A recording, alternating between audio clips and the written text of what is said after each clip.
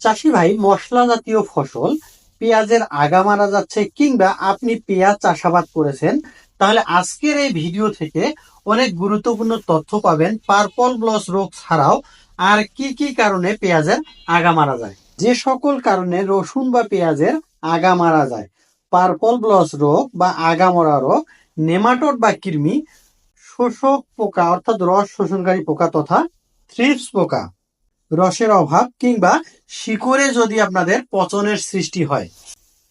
চাষি ভাই, কোন সমস্যার কারণে কি কি লক্ষণ দেখা দেয় এবং কোন সমস্যা হলে কি ট্রিটমেন্ট করবেন তা জানতে ধৈর্য ধরে সম্পূর্ণ ভিডিওটি দেখুন। 4 নম্বর যে সমস্যাটি রয়েছে তা হচ্ছে অতিরিক্ত রসের অভাব। আপনাদের জমিতে যদি অতিরিক্ত রসের ঘাটতি হয়, সেক্ষেত্রে কি লক্ষণ দেখা দেবে? আপনাদের জমিতে যদি রসের ঘাটতি হয়, মাটি অনেক সময় শুকনো থাকবে এবং উপরিভাগের মাটি যদি আপনারা সরিয়ে ফেলেন, সেক্ষেত্রে নিচে দেখবেন পর্যাপ্ত পরিমাণ রসের উপস্থিতি থাকবে না। গাছ অনেক দুর্বল মনে হবে এবং অধিক পরিমাণ যদি রসের ঘাটতি হয়, সেক্ষেত্রে গাছ দুপুর বেলায় যখন পর্যাপ্ত রোদ থাকবে তখন গাছ নুয়ে পড়বে বা ঝিমিয়ে পড়বে। পর্যাপ্ত রসের ঘাটতি যদি হয়, সেক্ষেত্রে পেঁয়াজ গাছের স্পর্শকাতর স্থান অর্থাৎ পেঁয়াজের আগা শুকিয়ে যেতে পারে।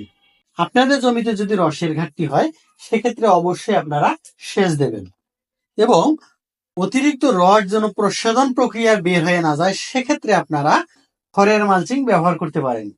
এতে একদিকে আর্দ্রতাও ধরে রাখবে, আবার অন্যদিকে আগাছাও হবে না। আপনাদের জমিতে যদি শিকড়ের পচন সৃষ্টি হয়, সেক্ষেত্রে পার্পল ব্লজের জন্য যে ট্রিটমেন্ট সেটা ফলো করলেই হয়ে যাবে। 3 নম্বর সমস্যাটি হচ্ছে শোষক পোকা অর্থাৎ হচ্ছে থ্রিপসের আক্রমণ। কিভাবে বুঝবেন আপনার জমিতে থ্রিপসের আক্রমণ হয়েছে?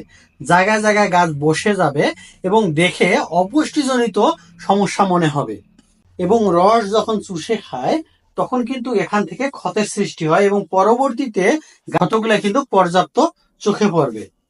আতসী কাজ দিয়ে যদি দেখেন কিংবা ভালো করে লক্ষ্য করেন, সেক্ষেত্রে থ্রিপসের উপস্থিতি দেখা যাবে। জায়গায় জায়গায় দেখবেন গাছ বসে গেছে, অপুষ্টিজনিত সমস্যা কিন্তু চোখে পড়বে।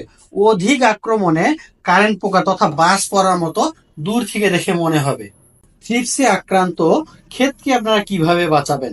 আপনারা ব্যবহার করতে পারেন ইমিডাক্লোপিড প্রতি লিটার পানিতে হাফ মিলি হারে অর্থাৎ 2 লিটার পানিতে 1 মিলি, সেটা হতে পারে। বিস্তারিত জানতে এই রিলেটেড লং ভিডিওটি দেখুন, ভিডিও লিংক ডিসক্রিপশন বক্সে।